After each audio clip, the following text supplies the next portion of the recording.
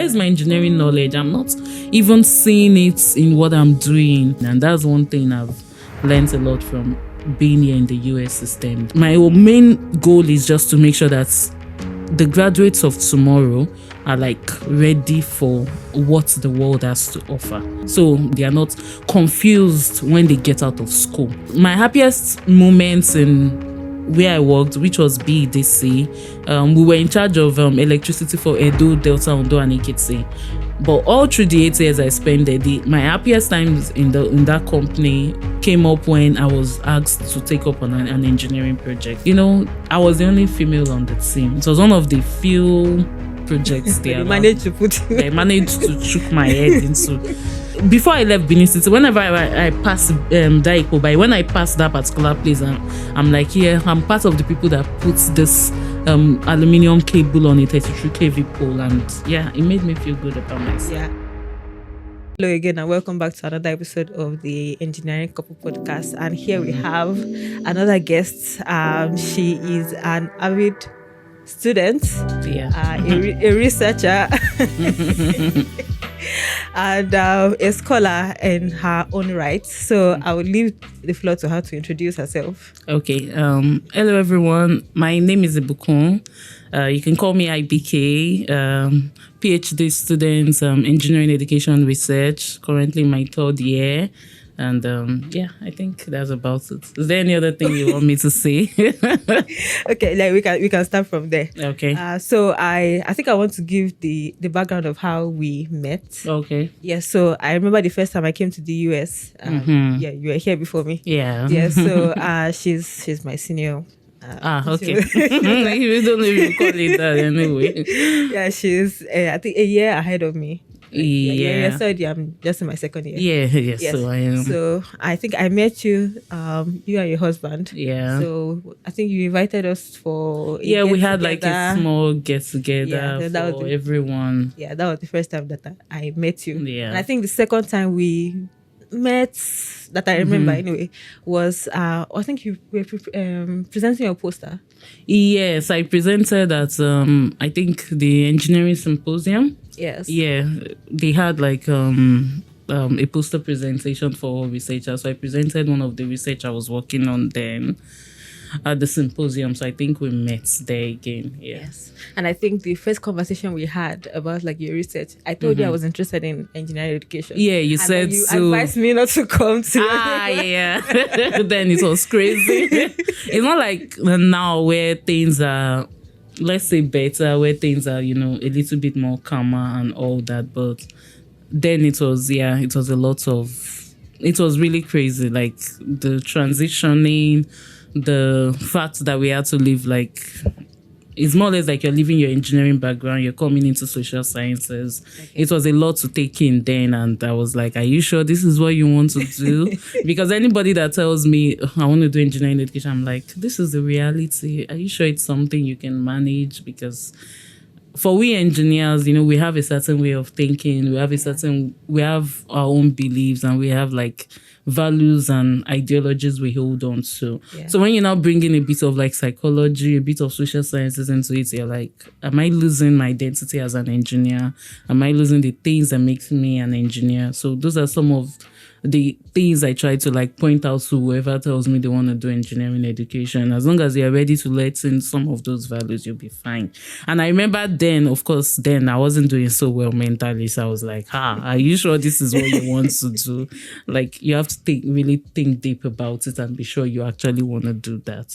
Okay. Yeah, so. Yeah, I think for at least a lot of so this audience is mostly Nigerian, engineering students, undergraduates, recent graduates and all. And I think up until probably about 2 years ago, I didn't even know there was something called engineering education. Oh, yeah. Yeah, so it's just always education, English education, but we never hear engineering education. So can you tell us what this is about?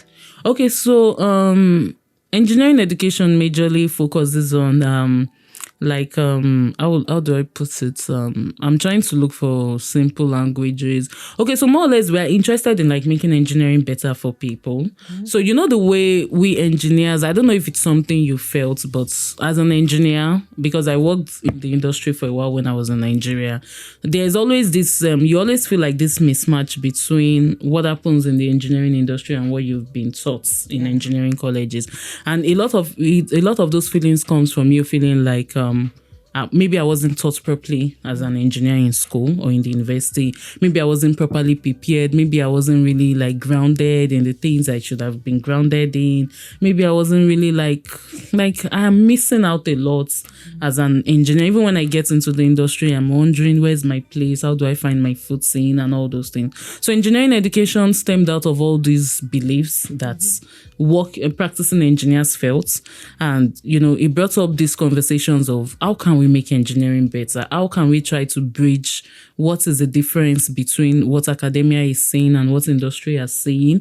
How can we improve? There's this term we call them pedagogical techniques, more or less like the teaching techniques in engineering. How can we make it simpler? How can we make it more relatable? How can we make people feel like because you're an engineer does not mean that you can't find your footing in whatever career you choose to go into. You could decide to stay in academia, you could decide to go into industry or work for a research organization, but how can we ensure that engineers of tomorrow are properly prepared for the realities of tomorrow? So that's what engineering education, those are the problems we're trying to solve. So we are and the peculiarity of studying engineering education, I think at UNL most especially, is that the fact that you have to have like an engineering background because they don't want to bring in people who do not know what it means to be an engineer. Yes. I think some other institutions could take in people from maybe mathematics, but I love the way UNL structured it because they believe that for you to be able to solve problems engineers have, you need to have experience. Yes, you must have an experience being an engineer. Maybe in school, maybe you've worked as an engineer. Like you must be able to prove to them that yes, I know what it means to be an engineer, and I figure out, I can see the things that are missing. So I am able to like look at the right principle, the new techniques, the new theories that I can put in place, and maybe my teaching methods and my research methods to make engineering much more like easier for people to follow in. And my main goal is just to make sure that the graduates of tomorrow are like ready for what the world has to offer. So they find their footing in the world. They are not lost in some of the things that are going on. They are not confused when they get out of school. And at the same time, we are also solving some of the issues that have not yet arrived, but that will come up in the way engineering is being taught and is being instructed in schools and colleges. So that's majorly what we are trying to do in engineering education. Okay, that sounds very insightful. Yes, I can say it better now because maybe because I'm about to do my dissertation. But if you had asked me all this in my first year, no, I would have told you don't come, don't think about it. But of course, things are better now because I think I've gotten to like appreciate what we do, and I've gotten to understand more into what we do and why we are doing the things we do. Okay. So that has been really, really helpful a lot. Yeah. I think there's one thing that I don't know whether it's a what's it called now, a wrong notion. Mm-hmm. So like back in Nigeria, like we always say, oh, our engineering education system is scam, is rubbish. Like they're teaching us like backdated information and everything. Engineering graduates are not well suited for the industry or even academia or like entrepreneurship or life outside school. Yeah. And we feel like it's a Nigerian thing. And on getting here, so when you mentioned engineering education, I was like, oh, do they still have the same issues here, like Yeah, they engineering do. graduates. They do. It's surprising, but they do. I remember when I met my advisor, that was I think October 2021. I was in Nigeria, so we met over Zoom. When I started telling him, I was still working in the industry then. So when I was telling him, like I feel like then I was almost done with my master's program. So that was when I started looking for a PhD. And when I saw the engineering education, I'm like, okay, what's this about? So I did a bit of research. So I contacted him and we had a meeting. And I was telling him that, yeah, I've been in the industry for almost 8 years, but I still, at times, I still feel like, what am I doing here? Like, I'm not even putting into practice some of my engineering knowledge. Yeah. And he told me he had the same experience. He also worked in the industry immediately he left school. Okay. So I think he also felt like, I'm losing. And he even worked in the construction industry here in the United States. But he told me he felt most of the times like, I feel lost in this place. Like, there's something missing. There's something my school or my engineering background in my school did not prepare me for this place. And he told me that was the reason why he just went in for his PhD. He told himself, no, there's something missing. And he also stumbled on engineering education and thought maybe this would actually solve the problem. And yeah, it's solving the problem because even right now, yeah, he's in academia, but he still consults for the construction industry here in the United. He consults majorly and he uses his civil engineering background to fix some of the issues he has noticed is going on. And he's able to use, his knowledge from engineering education and from civil engineering to try to fix those problems. So, yeah. So I think that's like what you mentioned is what happened with me. Like, graduating, like school and everything. Like, you already have all this theoretical knowledge that, you feel like once you get in the industry, like you want to practice everything you want to see like real life application of all the theories you've learned. And like on getting to because I worked in the industry for a couple, not for long anyway, but when I got there, I was expecting to be doing like hardcore like calculation. Exactly. And I got there and I was like, why am I just pressing laptop? That's how it usually feels, and that feeling is not so good. I know this terrible. Like, so there's always that void in me. Like, there's all my DYDX. It cannot just go to waste. Exactly. So it has to like, and on getting here too, and I'm hearing the same story. Like, they always say that like once you leave academia, like you're almost not, except you go into R&D, like you're really not doing any core engineering like calculations. I'm like, is it the same thing everywhere? It's the same thing everywhere, and I think it's peculiar to the engineering profession because my sister studied medicine. She studied medicine in Nigeria. She did a housemanship in Nigeria. She got a job briefly before she moved to the United Kingdom. She didn't have a problem translating her knowledge from what she would learn in school to. I also have a cousin who studied law. Same thing. I think it's just the way the engineering profession is wired. And I think maybe one of the issues we have in engineering is we see, how do I put it? When you get into the industry, some people see you as you're just coming in from school. You don't have much to offer. So we'll give you the less interesting jobs. And we expect you to have to go through you have to jump through so many hoops to get to where we are. Of course, we know that when you get into a new industry, you're not supposed to like be given the hardcore jobs and all those things. But even the less technical jobs and all those, I feel like your universities and colleges should still be able to train you for those responsibilities. But most times the mismatch is always there. And I hope in the next engineering education is like, I think 10 years now. It started in Purdue. Then I think it moved to Virginia Tech before some other schools, UNL, Cincinnati, some other universities around the United States have adopted it as a course. Then it has also grown to some parts of Europe.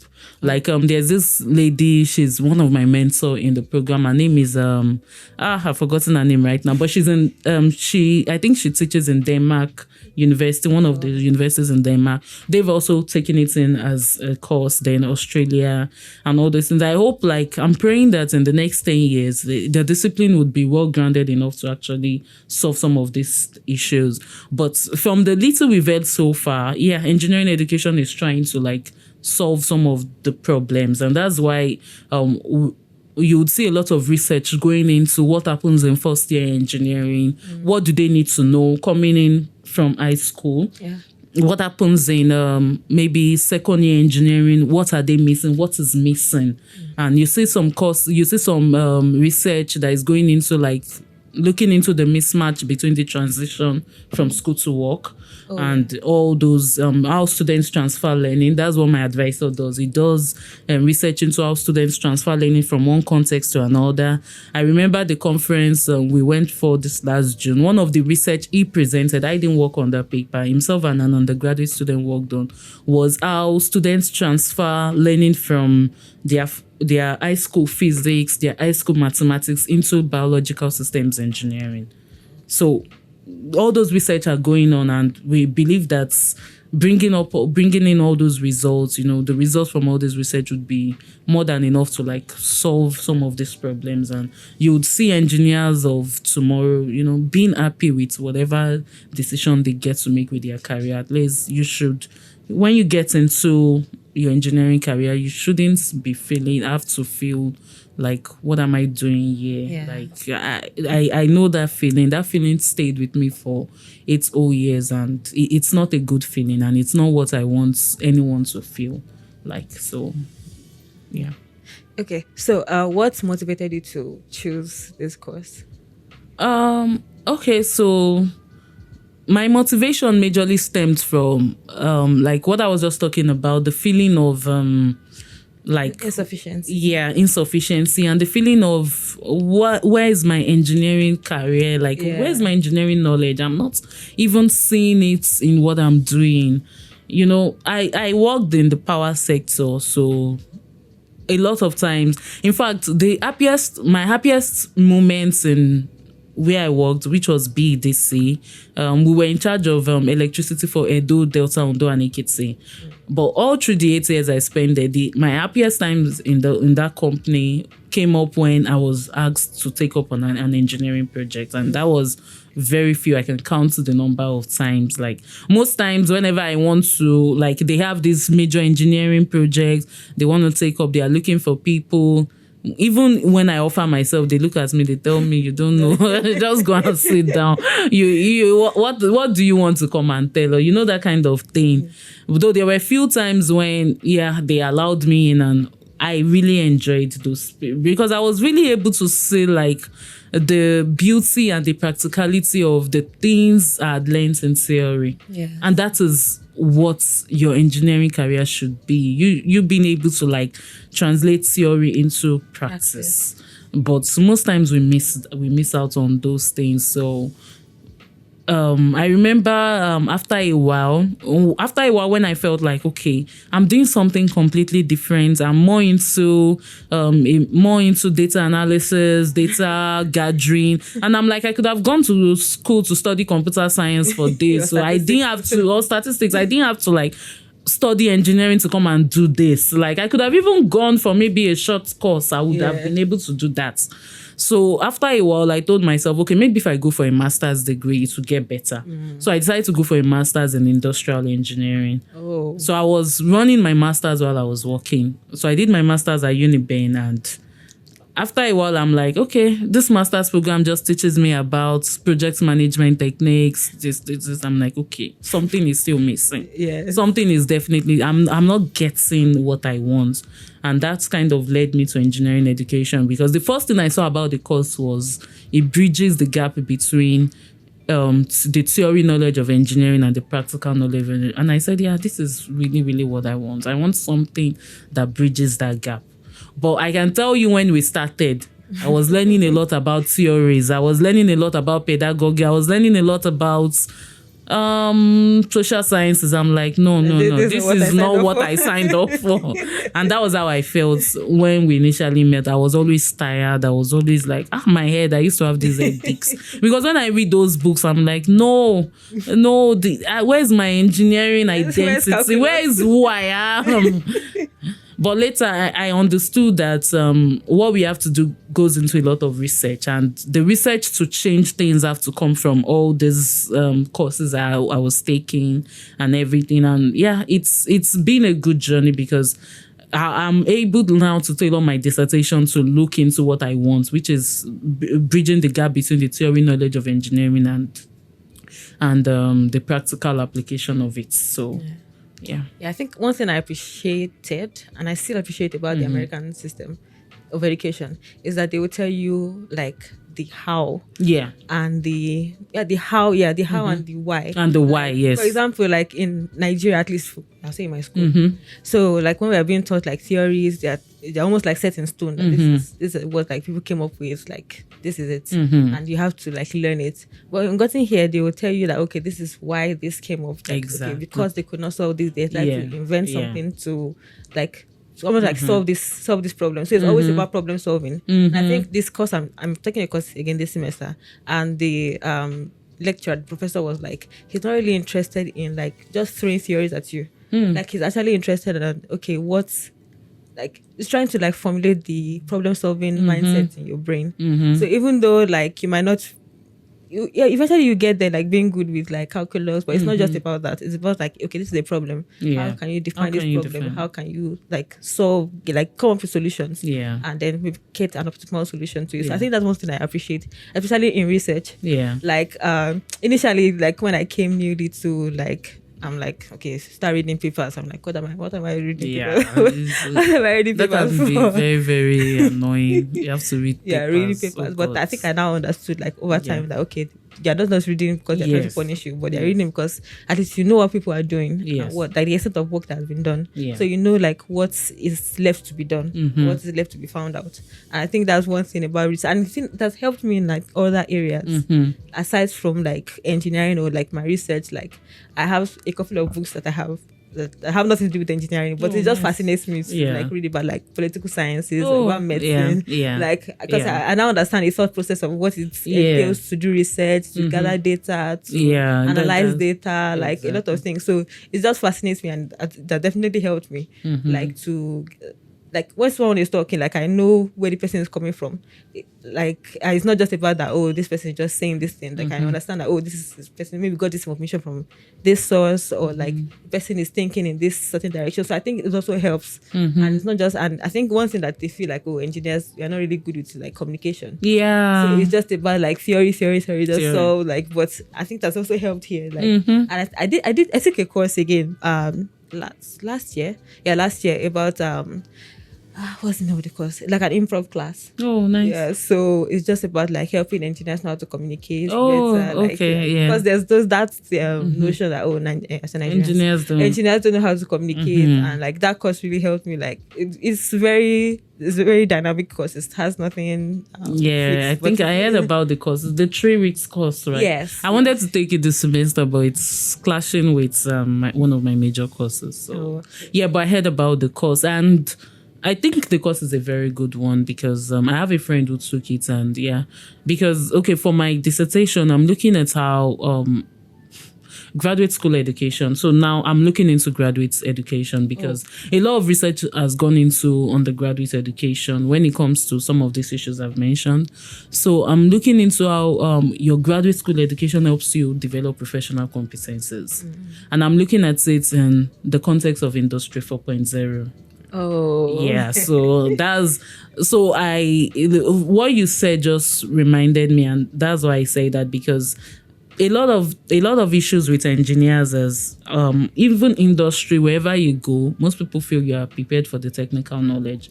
What about the non-technical knowledge? Because one thing research has proven when it comes to the difference between technical competencies and non-technical competencies is, yes, technical competencies will help you get a job. You will get a job because you have the content, you know it, you are able to use it. But what would help you sustain being in the job or getting much more important roles? That's where your non-technical competences come in. And that's one thing I've learned a lot from being here in the US system, that most times we look into the foundation and we forget about the sustain. We forget about building and sustaining and improving on that foundation, because yes, the foundation will get you in, but what will get you up? You need to think about what gets you up. Yes. And that's where your non-technical competencies come in. And most times, even I'm happy you are taking courses that are building your professional competencies. Yes. Maybe you would even be one of my participants. Yeah, I could interview you too. But most times, even here in the US, the graduate education now just focuses on the technical. Yes. Let's give you all the technical knowledge. So I think you have to take intentional efforts to go to like. Yeah. So I believe that we need to look into how graduate education also can help people build non-technical competencies, because if they are going to function in the current industrial revolution, and more industrial revolution will come up even after this one. Yeah. But if they don't know how they are going to like sustain themselves, then obviously this feeling of what did we call it earlier? This feeling of not being good enough, incompetences will definitely come back. Yes. So we need to look into those balances. We need to like put things in place and ensure that people are well prepared for whatever career they choose to go on into. Yeah, I think one thing that I think it helped me very early in my career. Yeah. So I graduated 2019. Yeah. Yes, and that same year, Jobberman started a training, the soft skills training. I was one of the first participants of that training. So it was a free training, and they taught us about like soft skills, like grit, emotional intelligence, communication, networking, and that training helped me a lot, like even more than I realized. I think it was later, like over the years, that I realized that that training was actually very helpful for me. Nice. So but like coming from an engineering graduate, you feel like, the world is such a fit. Everybody should be rushing you, and nobody's rushing you, and it's like, what's going on? And then they also taught us CV writing. I mentioned networking, and I think networking also is a very essential skill, and it helped me tremendously. And I always tell my parents and my husband that even though I'm very quiet, very reserved, I barely like interact with people, but that course helped me to be intentional with networking. So my first job I got was actually as a result of networking. Oh, nice. So I like knew someone that knew someone, like, so it actually helped me. And so because initially, like, my parents were kind of worried. So I was submitting CVs, like graduated, I was submitting CVs, I was not getting any response. Like, I think just one response that I got, and I didn't even go for the interview. So, but my parents were worried that they might have to like step in, because they feel like, I might not be social enough to get myself a job. So it was like, maybe it's going to be my dad that will help me, maybe call a friend that knows a friend or something. But I was like, I've taken this course, let me like put it into practice about networking, and decided to like network on my own terms, like. Eventually, like, someone was like, I live my life on LinkedIn. That the number of people I speak to even CEOs on LinkedIn, because of the way I'm able to like present myself, and the way I'm able to like communicate with people. Like, exactly that. I think there was one time I went for one interview, and the person saw my name. That was after I got my first job. I think I was interviewing for a second job, and the person was like, I know this person on LinkedIn. I said, it's me. Like, nice. That's very nice. It's you.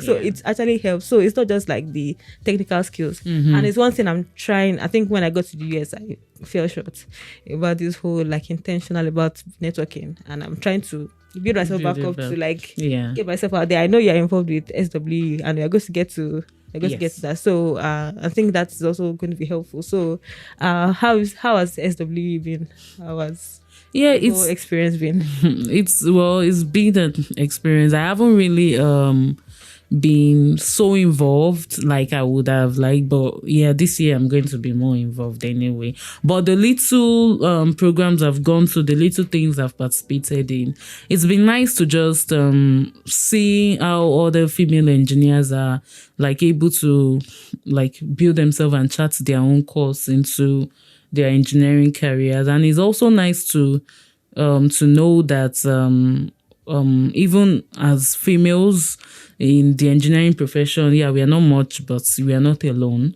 Yes. We have people who we can look up to for like advice, for like to tell us about their experience, and also to leverage on all these experiences on the younger generation. I think this semester we're going to be doing like a bit of a program for some K-12 students. Oh. Yeah, just to teach them a little bit about engineering, to let them know that engineering is not always all boring. Yeah. Because I think that's one thing our own gender, I think it's not like movies that have painted this picture of like engineers are one set of geeks that don't have life outside. Exactly. So we want to do something with K-12 just to let them know that just to also build a bit of consciousness in females, in young females, that you can be an engineer and you can be so many things at the same time, because I think that's another thing we kind of miss out on. So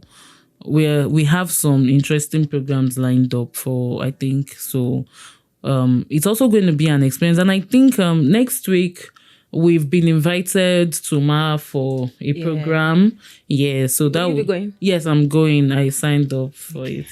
I'm still thinking about it. I signed up. Yeah, it's luckily for me, fell on a day where I'm free. Oh. Yeah, so I just told myself, okay, let's go and see what this is about. I tell you, I'm interested in going, but I think it's on Wednesday. It's on Wednesday, and we have a music service. Oh, so okay. Like that's, if not for that, I would have gone. You would have gone. Yeah. So I think it would also be a good experience just to like meet some other professionals and, in Omar anyway, not in Lincoln, in Omar, just to also discuss with them and also see what's their own experiences are. Though the major SWE conference I think is in October, but I don't think I'll be able to make. It's not in Nebraska. It's in Chicago. Oh, okay. Yeah, it's in Chicago. So it's a long journey, and I think I'm also even going to be busy that week. So I don't think I'll be able to make it. But yes, but SWE is also a good avenue to just leverage some of all these things. Because another thing, yes, with engineering education is we're also looking into how to make, when I spoke about making engineering better for everybody, yes, we're also looking into the minorities, and females are part of the minorities. So we also believe that minorities also, when they come into engineering with that mindset that I'm one of the minorities, I don't have much I can bring in, or I'm not wanted here, or I'm feeling alone, I'm feeling left out. Yes, it also affects their engineering journey and all those. So that's another thing some other people look into in engineering. So one of my research interests is also into looking into how to motivate and retain people in engineering. So with that, I'm also interested in looking into how to make engineering better for minorities, for the feminine gender, because I experienced it a lot when I was working. Yeah, I was going to ask you. I experienced it a lot. For you to work 8 years, I know that you would have had a lot of stories. Yes, I experienced it a lot. It wasn't funny. I experienced it a lot, but how was the experience like? It was like in the industry. Early in the industry. Yeah, okay. Well, early in the industry, I remember some of those engineering projects. They would tell me, "No, this is not for a woman. This is not for you. IBK, don't worry. Let us do the job. You just sit down. We'll do the job. We'll come and tell you that. Yeah. There's this lady that was in my company. In fact, till I left BDC, I really wanted to discuss with her, because she was the only female engineer, top female engineer in BDC at that point. She was the only one. I remember her name was Iberi. And I used to look up to her, how did this woman do it? How did she break the ranks? How did she get to this position? Everybody knew her because she was the only female top engineer. Wow. The others were all male, even from the head office to the district level to the service unit to everything, all male. She was the only one. I really used to look up to her. So every time people tell me, go and sit down, I just be like, Madam Ebere, can you dare tell Madam Ebere to go and sit down? We had a lot of those comments. And I remember when we were even in school, we were just 3 females in the entire Department of Systems Engineering, and there were over 40-something male. We're just just three of us. And the three of us, we were known. In fact, lecturers knew us because if they don't see IBK, they don't see Titi, they don't see Oju, then there's a problem. Where is the rest where's the rest of the team? Like, we had some other females, but some of them had some like small issues. So that's played into them continuing. But I think in total we were supposed to be like 6 or 7 females, but it was the 3 of us that graduated together, though some others still finished well after us. But it was we 3 that the lecturers knew. Okay. So whenever we're not in class, they'll be like, what's happening? Where are your wives? That's what they used to call us. Where are your wives? And all those things. So, and we used to hear it a lot from the lecturers, like, you, the female, you can just find a way, pair up with your guys, your husbands, they will teach you what to do. But so we had those stories a lot, but I like it here because nobody looks at you like you're a female. Exactly, nobody. Exactly. I've not had that. I've not even heard that comment of you're a female. Go and sit down. No. I prefer it here because nobody tells you that. Yeah. Because that in a way can also mess with your head. Like, is it that because I'm a female, I don't know what to do? Is that what you think of me? Mm-hmm. But nobody has said it to me since I've been here.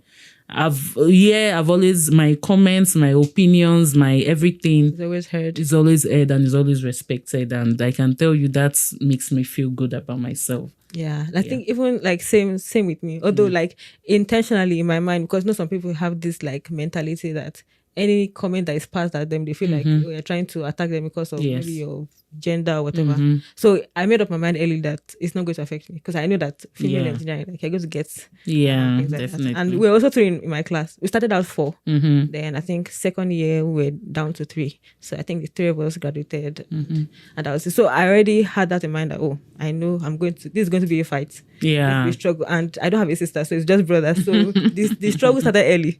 So I already knew that I had to like fight to prove a point, like a lot of things. So when I got into the industry, like I was hearing comments, but I didn't really let it get to me. But one thing, the one that got to me was just doing my NYSC. I've mentioned it on this podcast, one of the episodes I mentioned it. So the dean of the college of engineering that I was working in the HOD's office of mechanical engineering, but the dean's office was like not far.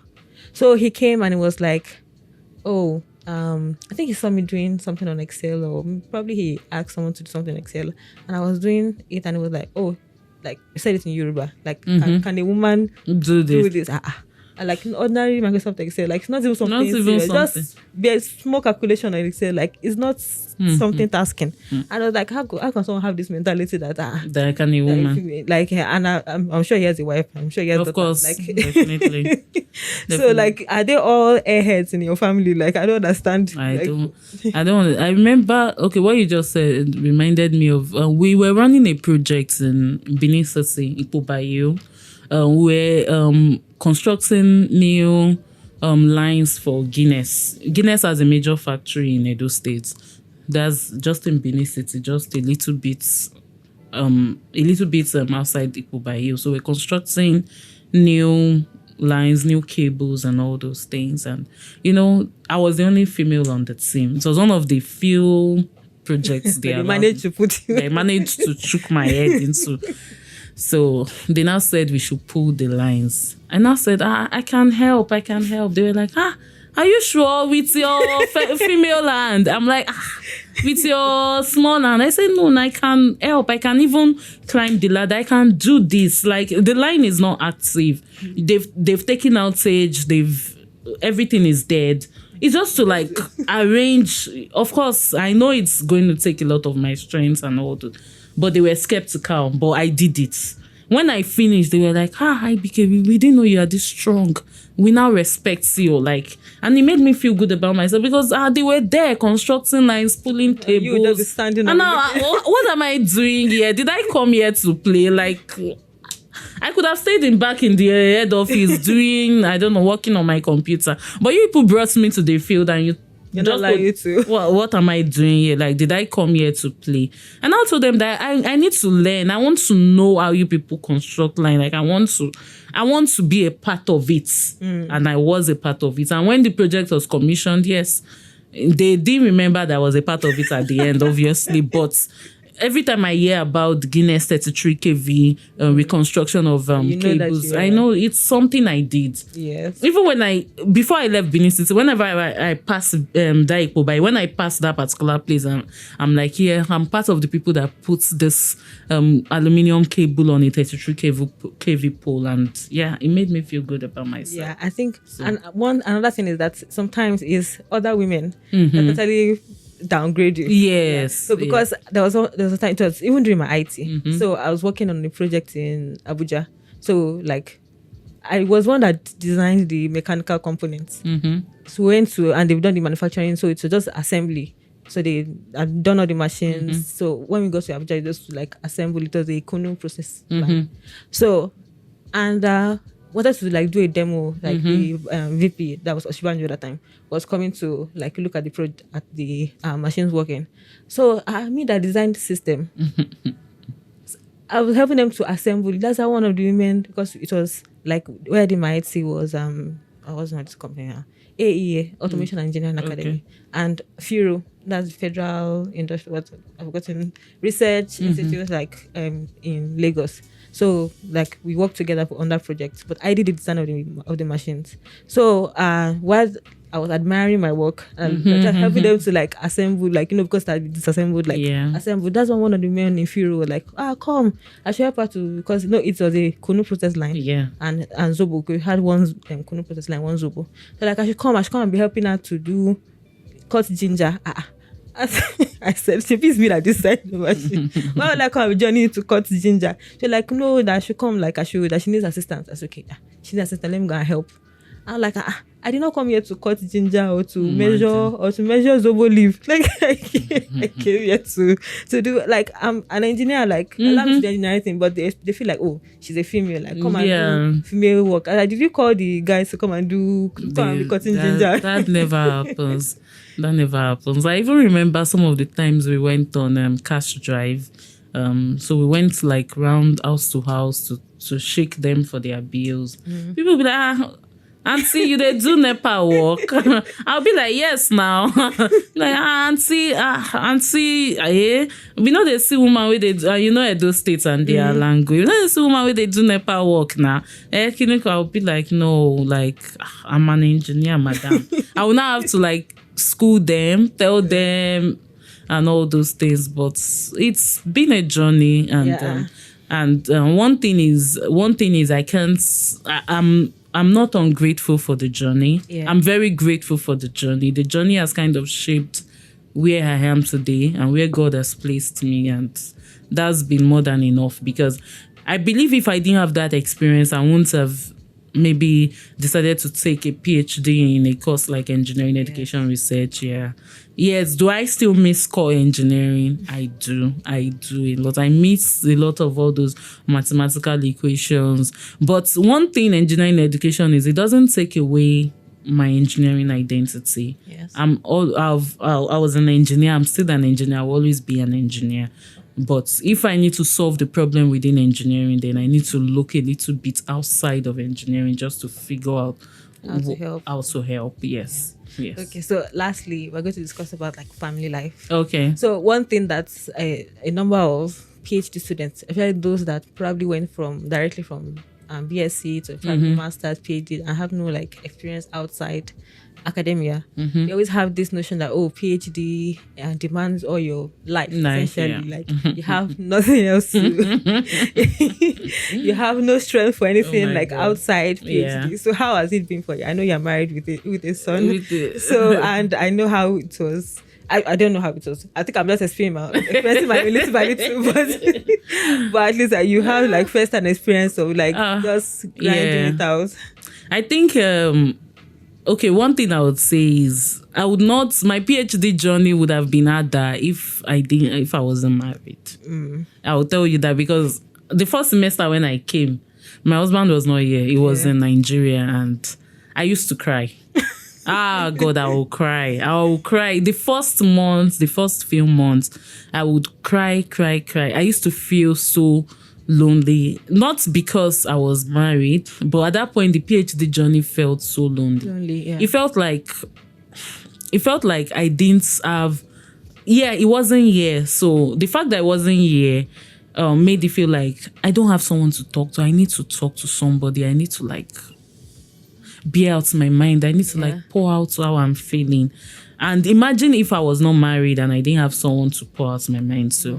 Yeah, some of those experiences pushed him to actually leave Nigeria and come, because when I was going crazy, he had to go and pray. And he jumped, and the next thing I heard, he called me and said, I've bought my ticket and I'm coming.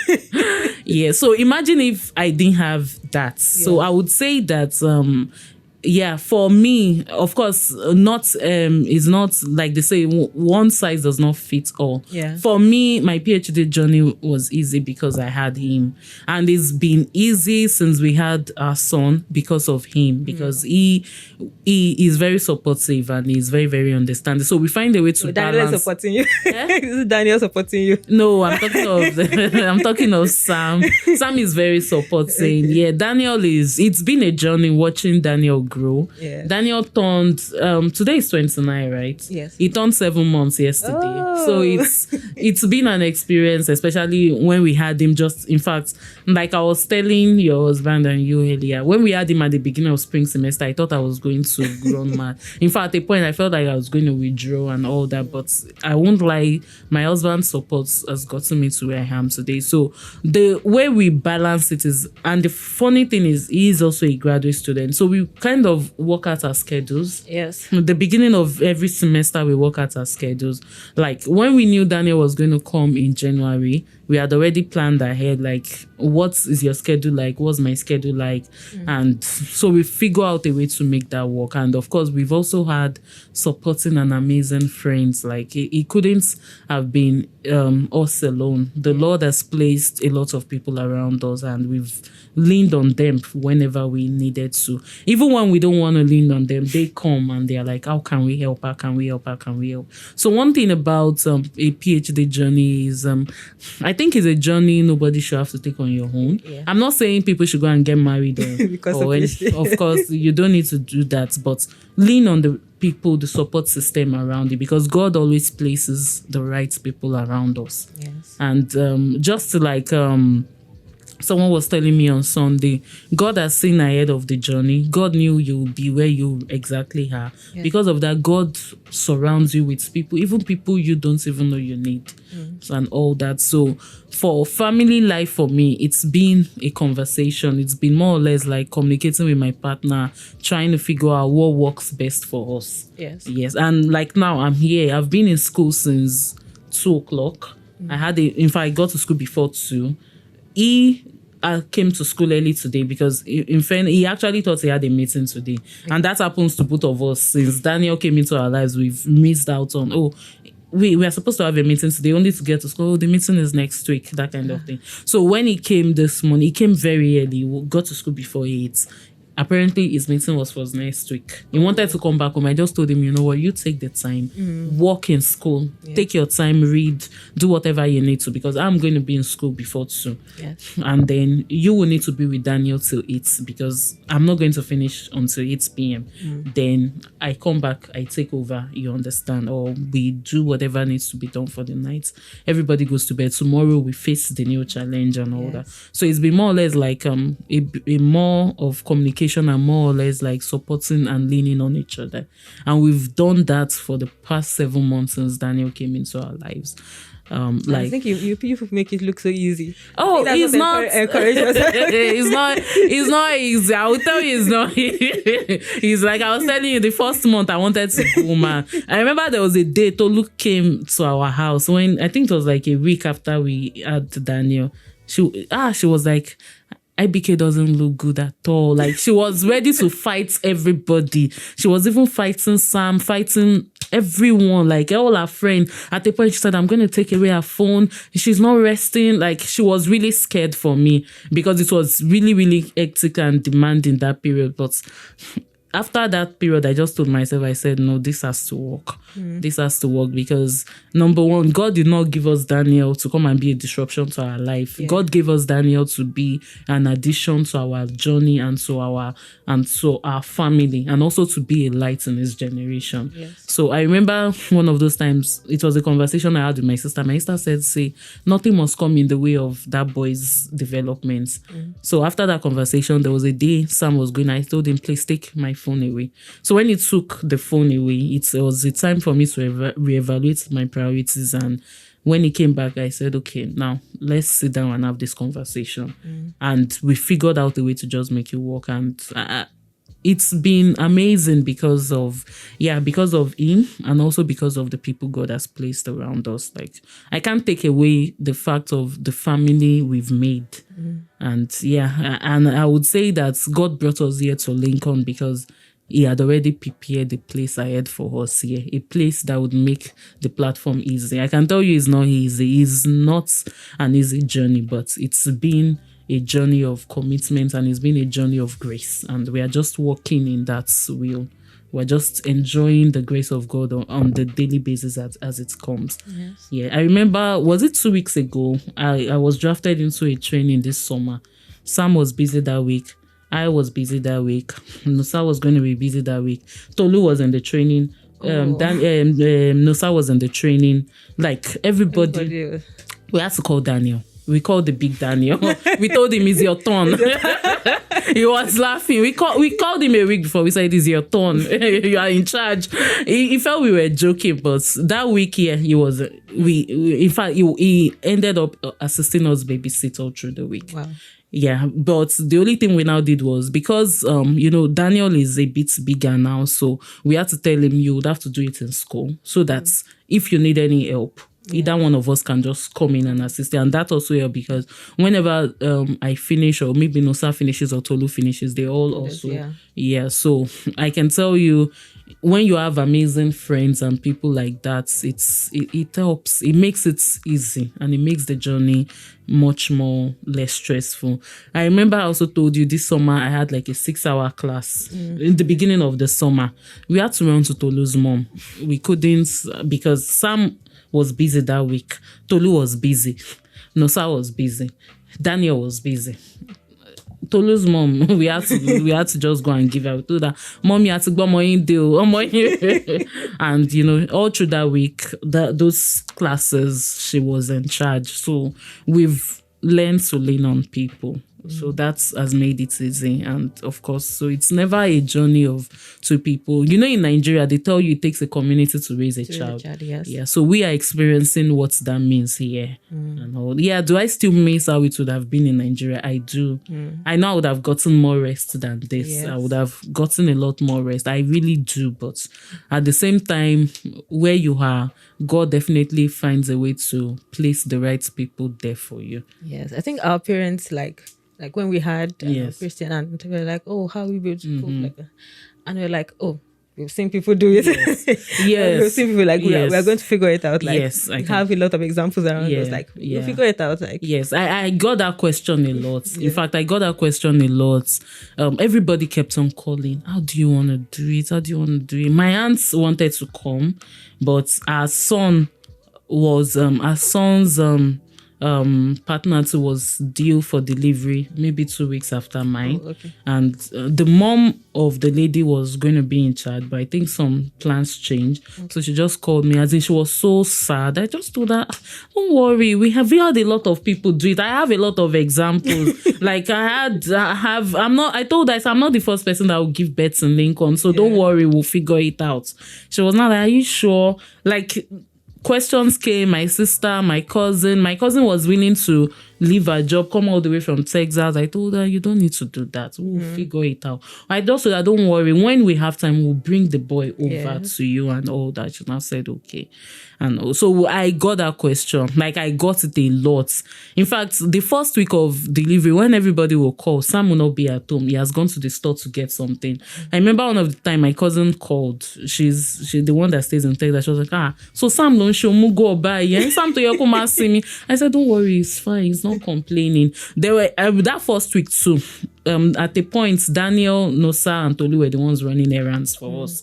They went out to get stuff, whatever we needed, and all those stuff. So it's not always easy, but God always places the right help. And like people told me, like one of my friend called me when it was becoming overwhelming, and I wasn't like really leaning into the help. One thing she told me was, she said, people will be there to help. Take the help. Don't refuse it. Take it, because she's a mother. Yeah, though she had her mom come over to help her. She's a Nigerian. She said, take the help. And when people come, if they want to carry him, let them carry him. Let your hand rest. I was like, this is IBK, don't worry about that one. And I took those advices and they helped. I think this will help me, like when I was taking like birth classes, and so they were like, I think she's a grandmother. She was like, anybody that wants to take your child, just give the child to them. Like, you have plenty of time to hold the child. Like, it helps. I won't lie. Once anybody is ready, just come and take. It helps. And it really helps, because even Daniel he goes with anybody. He's very friendly, and all you just have to do is do like this. It will come to you. It helps, and those periods are just a period for me to just, rest. Yeah, just rest a little and all that. So it helps. It helps a lot. So yeah. I think that's at least for now, that's a good place to end this episode. And I would like to thank you for coming. I know it's demanding. Like when you told me your schedule, I was like, how are we going to make this work? It's okay. It's fine. It's a pleasure to be here. It's a pleasure to just talk. And thank you for all the assistance. Like you also told me, like, anything I need, I should let you know. Yeah, it's fine. Because like I know, like, because I would say I'm more reserved. Yeah. Yes, so I'm like, okay, I'll figure it out. Like, I'm fine. But people are here to help. Yeah. Like, just allow them to help. So okay, you want to? Some people that allow them to help me, but like, do you want to take the child for 1 hour, 2 hours for you to rest? Take. Let me go and sleep. Yeah. Okay, so thank you so much for everything. For everything, for being a good example that we are looking up to. So like, you are the one facing the troubles, and we'll be asking you the questions at the back. Don't worry, I'm also looking to someone that is facing the troubles. I'm learning from the person, so it's more or less like we are just learning upon learning, and of course there are more people that would also learn and all that. Yeah, I think there's one thing that I don't know whether someone told me or just I came about that quote, that there's never a perfect situation. No. Like when it's maybe having a child or maybe even going for a PhD, like there's no time that everything is going to align for you. Yeah. But like just start and see that things will just fall in place. Exactly. That's true. Yeah. So thank you so much again. Thank you. Yeah. So any last words for okay. Our beloved audience? Okay. I would just say that life is a journey. Just wherever you are, in whatever profession, life is a journey. But one thing is, God usually places the right circumstances in that journey. Yes. So the journey might seem tough, but God always makes everything easy, and everything is always an experience that could be used in a context you least experience. Exactly. I think what I used to say to myself, just to encourage myself, that whatever I'm passing through, good or bad, like, is a story in the future. Yes. Like, I can always look back and tell people that, I've been through this. Exactly. Like, so, like, the story, I said my success story is going to be robust. So, exactly. So we just go through whatever life throws at us, and we have God on our side. Yes. And we have people on our side too. Exactly. So thank you again. Thank you and so this is another episode. I think if you have questions for our guest here, you can leave it in the comments and we'll ask her. And if maybe there's going to be follow-up interview or something. Yeah. No, we'll find a way. We'll find a way. Once don't worry. I think I had Portia here a couple of weeks ago. Oh, nice. And then she was like, PhD is demanding. She's the president of SW and everything. So she was like even with like having a child, you're still having a podcast, like a lot of things that are going on. You still find a way of making it work. I was telling someone that even with how demanding everything seems, I still watch movies. Yeah, I do too. I still watch movies. I do too. I still have shows I don't miss every week. So Yes, like so- we always find a way to make Yeah. it, and we still sleep. So Yes, we still sleep, and we still eat, and Yeah, we still go about other schedules. yes. So thank you again. Yeah, thank you too. See you next time. All right, thank you.